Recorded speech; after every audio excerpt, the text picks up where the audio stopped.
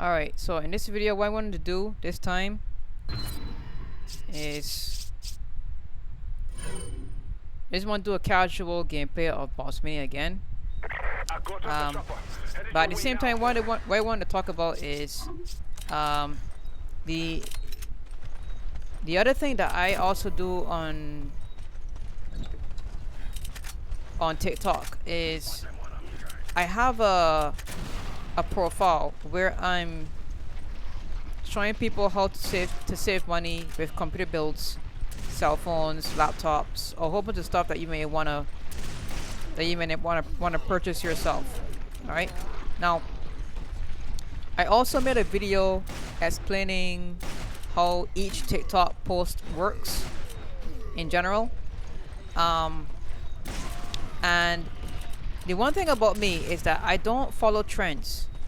You see, I find that trended products tend to get people into trouble. So instead of following trends, what I do is I create parts lists for gaming builds, entry level, consumer builds, high-end streaming builds, many different configurations. All right. But I don't tend to go for the most expensive components because you see, what I'm trying to do on TikTok is have a balance between price and performance while being able to save money in the long run. All right. So these configurations is mostly about the future with technology, not just for building and that's it. No. What we want to do is we want to be able to set up computers that can be expanded in the near future, right? Instead of going for the most expensive graphics card, no, what I tend to do is I tend to look for the most valued priced graphics cards. Alright? And a lot of times, you know, some people, because I've come to the realization that some people will never ever build with Intel. And I think that's totally short-sighted. You know? What people have to understand about technology is that value is not going to be determined by the brand that you may or may not prefer. Alright? That's not how this system works. If, for instance, you want to compare an NVIDIA card versus an AMD card,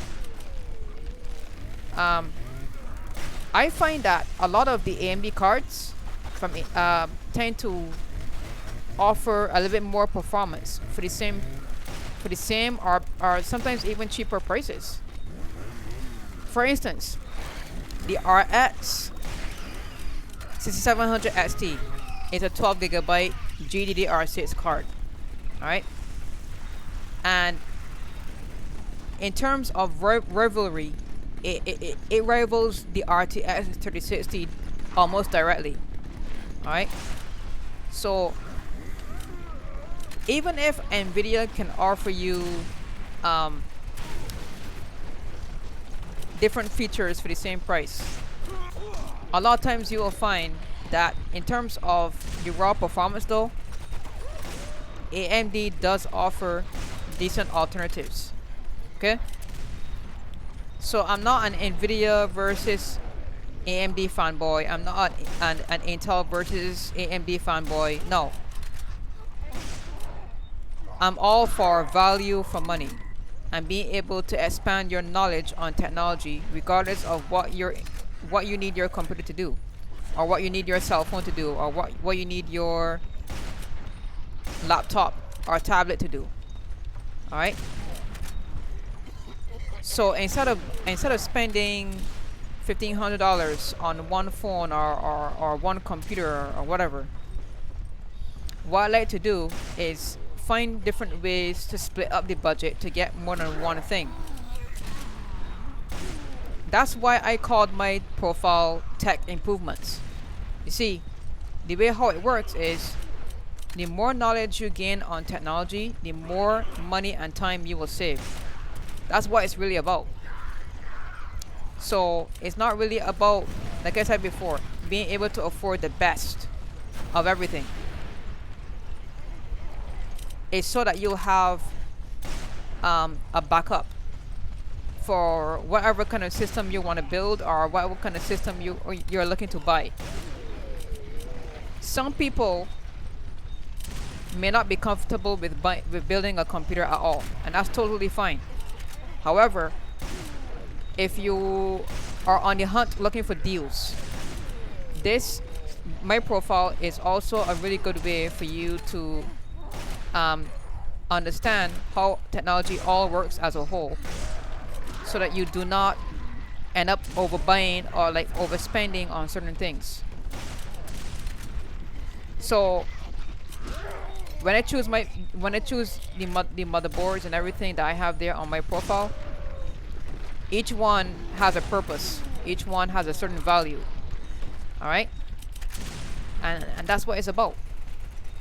So what I'm gonna do, I'm gonna put a link in the description for you to go and check out my TikTok profile, and just have a better understanding as to how each one works. All right. Also, as a disclaimer, not all users are gamers, but some people may need a computer to last them at least 8 to 9 years minimum. All right. Also, some people may claim, why not just buy a laptop for that? But there's a reason for that, and it's simply because desktop builds are all based on standards that never ever change. You know how on the laptop configurations, if you buy a certain laptop from Lenovo or HP or Dell, whatever brand that you may prefer, the problem with laptops as a whole is that they are designed to be proprietary. They're not designed to be flexible. All right. So another thing about the laptops is that when you are interested in buying a laptop PC, some people tend to leave their laptop chargers plugged in for long periods of time, and it's not ideal to use laptops that way. As a matter of fact, that's one good way to kill the battery faster, and you don't want that. Not if you need it to last a long time. So that's the reason why I set up the builds, so that they can be very inexpensive laptop replacements as well, so that you can get more for your money. That's what it's about. So even though yes, the laptops are another option,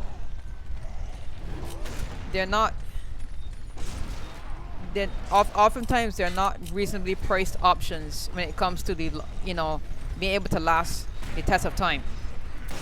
So it's just another prime example as to why I create the parts list, so you can see differences between one particular system and another. So I would advise anyone to check out my profile. Like I said, it's a very good way to learn about technology, so that you do not expense yourself, because companies unfortunately nowadays aren't very interested in catering towards the consumer anymore. They're all about money, and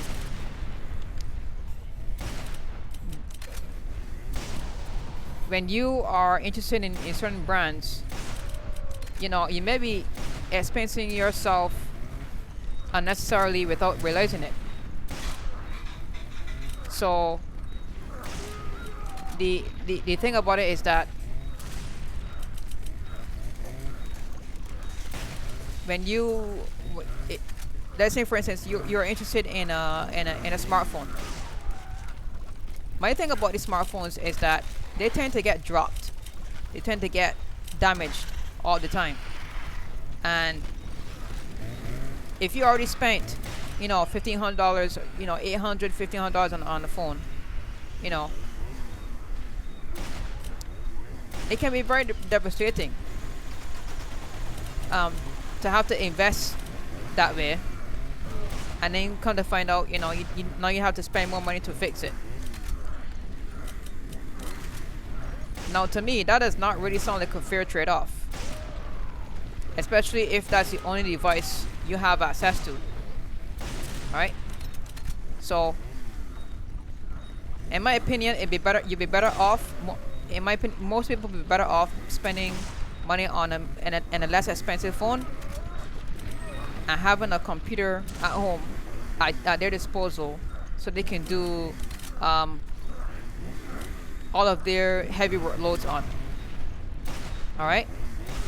It does not make sense to throw all your eggs into one basket. Always make sure you have a backup.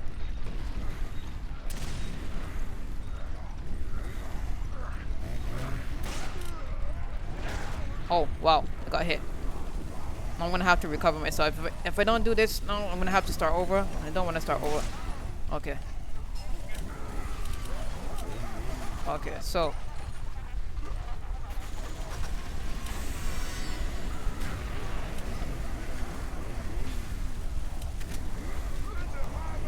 machine gunner above. Ah, I thought it was not. Machine gunner coming. Ah, damn. Come on, come on, come on.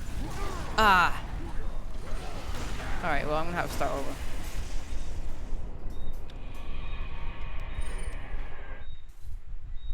I got off the chopper. Headed your way now.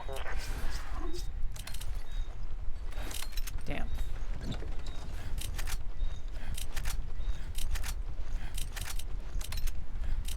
One other thing to note, I have a.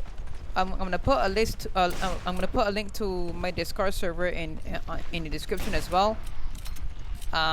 Because the idea is to teach you how to assemble your own computer at home. That way you don't have to pay a technician to do it. And it's another way you can save, you know, $100 to $200 minimum, and also gain some skills that way. Ooh, mid-air shot.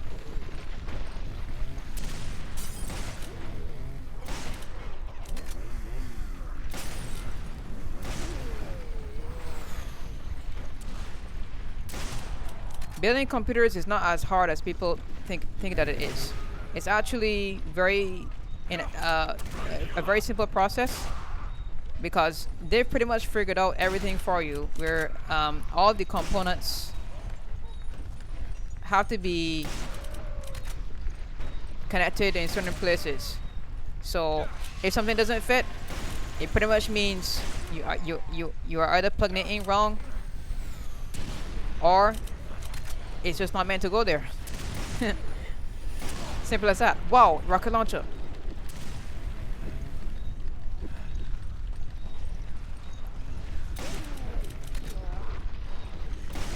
Say for instance, you're plugging you have to set up your power supply. Here's the thing about the power supply. The 24-pin cable and the 8-pin connectors, they can only be plugged into certain places on the motherboard. So, and the thing about them is that they're all shaped differently. So if you try to plug them in the wrong places, they're simply not going to fit. So it's not that you can get this process wrong. I said the hardest part about building in general is being able to read the specifications. That's the hardest part, because a lot of people are not tech savvy, so they don't exactly know or understand really the different generations of components that are out there. You know, to a lot of them, an i7 is an i7. They're not aware of the fact that there are different models of i7s, different models of i3s, different models of i5s. Everything looks the same to them. See? So that's another way that my TikTok profile comes in handy, where it can show you the different levels of performance when it comes to the processors, the graphics cards, the motherboards, everything all at once.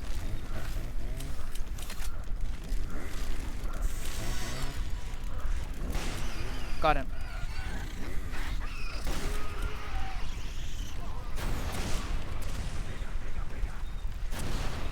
Oh, they just blew themselves up. Okay, cool. So, the same thing can also be said for, you know, graphics cards, solid state drives, especially the NVMe standard, which stands for the non-volatile memory express. And again, those can only be plugged in certain places. All right, you simply can't get this stuff wrong.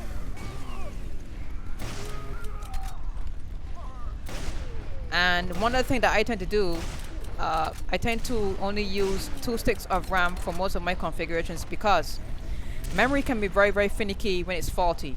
So imagine if you've got 4 sticks of RAM in your system, and assuming that that there's something wrong with your memory, it's going to take you a lot longer to diagnose your memory if you've got 4 sticks of RAM. If you only got 2 sticks of RAM, it can only be one or the other one. Right? It's just basic common sense. That's how it works. So all of my configurations are set up for diagnosing, building, value for money, performance, everything all at once. It's another reason why I don't like the liquid coolers very much. Because there's more, like I said before in my other video, there are more parts on that I can fail. And because I'm trying to keep everything simple and straight to the point, that's the reason why I hardly ever recommend them. Now, when it comes to configuring an air cooler for, you know, choosing a cooler for specific CPUs, what I like to do is I like to stick to the dual tower coolers for the mid-range to entry-level CPUs, and then for all the high-end CPUs I like to go with the dual tower setup. Alright, now some coolers will perform a little bit better than others when it comes to the raw performance, but they tend to be very minimal. You can't really tell in a lot of cases. So coolers like, for instance, the Noctua NHD15 Chromax Black Edition,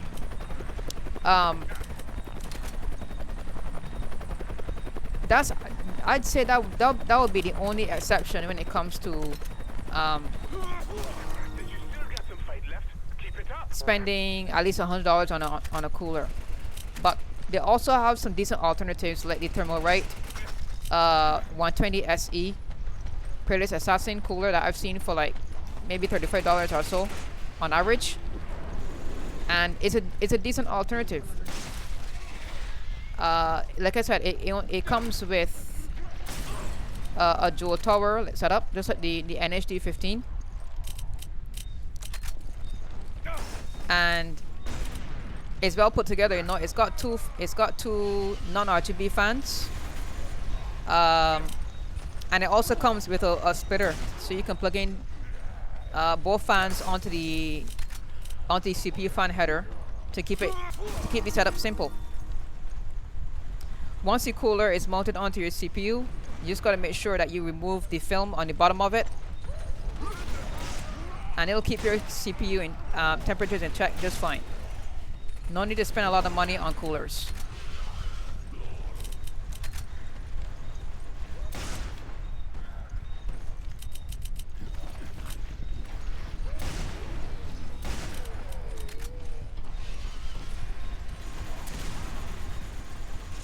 Alright, these guys are coming around. I need to start pinning them out. Alright.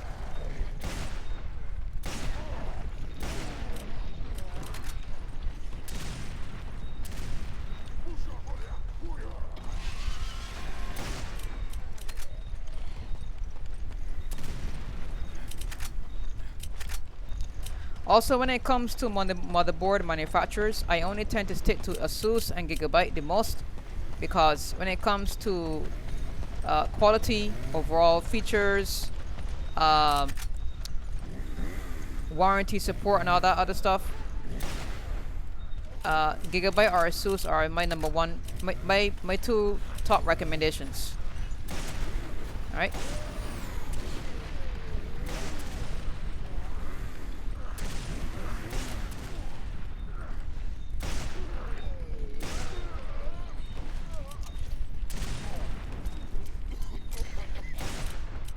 It's not dead yet. Okay.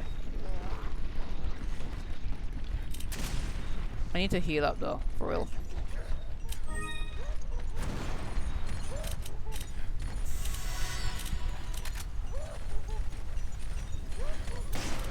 Ooh.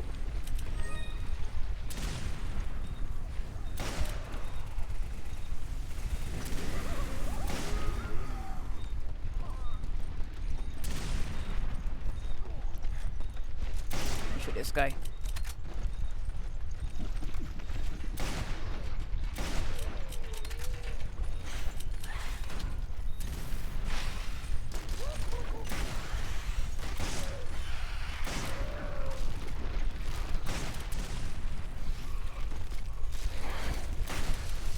Oh no.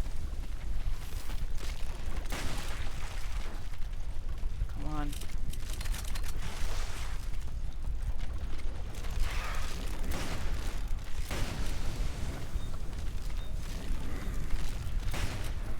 Are you kidding me? Jump through the window.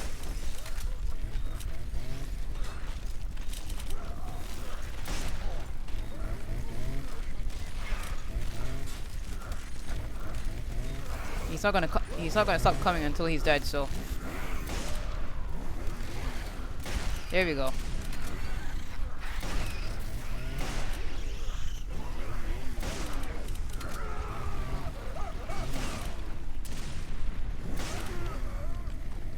One other thing to know about CPU performance. I don't know how many people this tip is going to annoy, irritate, but in my opinion, overclocking is dead. It's dead at this point. You know, one time you could overclock an old CPU and actually get a full gigahertz boost clock out of it, but now CPUs are so good nowadays that overclocking them is completely pointless. There's nothing to gain with overclocking anymore. It's completely dead. Alright? I mean, look at these CPUs that we've got now. The 5800X, the 12700K, the 13400 i5. You know? Look at how many cores they've got. The raw processing power underneath these, under the hood now that you can get, it's absolutely insane. So to overclock a CPU is just for bragging rights, in my opinion now. Alright? Nothing more and nothing less. You can't get that much more out of an overclocked CPU. It's just not going to happen. Because the majority of them are beasts now. That's it.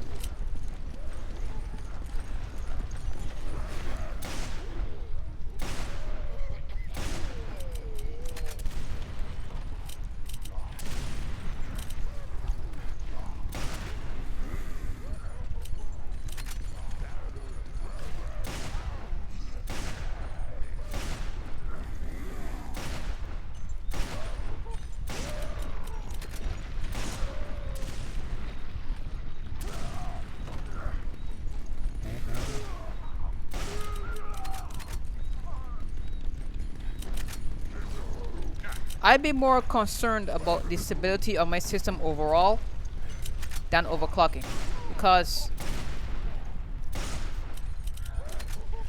when you start playing with that stuff, man, you risk your system. It's a risk every time.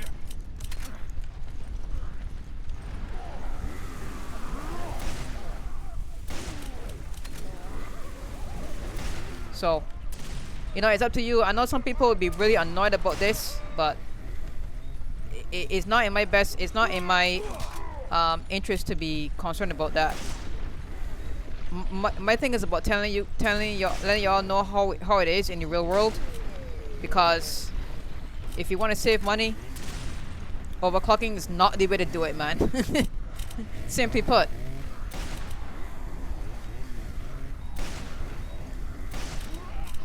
Right now, I'm running a Core i5-9400. The base clock on this CPU is like, I think 2.9 gigahertz or something like that. And I think it boosts up to 4.2 or something. And I'm happy with it. I don't see the point in trying to overclock it. It does all of my recordings and video editing for me just fine. What I think would be worth getting for this system is a better graphics card, but I'm not going to overclock this CPU. Makes no sense. I'd be better off investing money into a faster CPU, if that's, you know, if I had the money for it. But to overclock this, nah. So not worth it.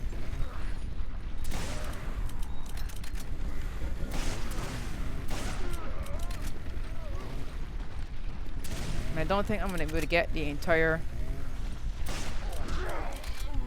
combo for this match. I gotta turn some zigzags because I know he's up there.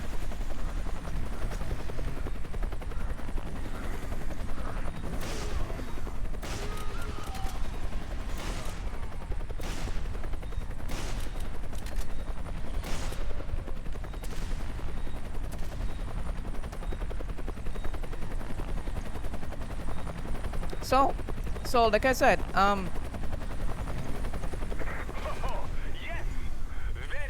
go and check out my TikTok profile, and you'll see what I'm about. So you get a better understanding of how it all works and how it all fits, how it can all fit everyone's technology life, and how you can improve it. All right. This is Zulu 7 signing off.